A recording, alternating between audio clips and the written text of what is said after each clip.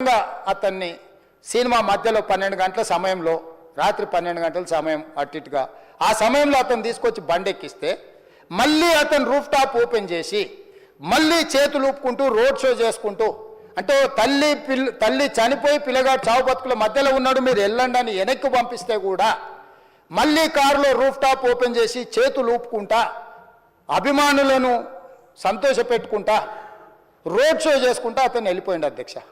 పోలీసులు కేసు చేసిరు. కేసు మీద థియేటర్కి సంబంధించిన కొంతమందిని అరెస్టు చేసిరు.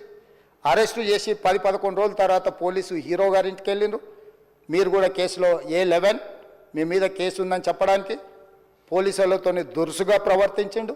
మీరు ఆ వీడియోలన్నీ కూడా చూసిండ్రు.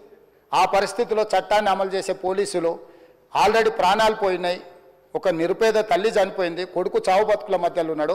ఆ రోజు కోర్టుల కేసులు కూడా వస్తున్నాయి. కోర్టుకు కూడా మీరు విచారణలు ఏం చేసిండ్రని కోర్టుకు కూడా పోలీసులు జవాబు చెప్పాల్సిన పరిస్థితి ఉండే అధ్యక్ష. దాంతో మాట్లాడితే వాళ్ళు చాలా బాధ్యతారహితంగా సమాధానాలు ఇచ్చారని మా పోలీస్ సిబ్బంది చెప్తాను. దాంతోనే అతన్ని పోలీస్ స్టేషన్ తీసుకెళ్ళారు అధ్యక్ష.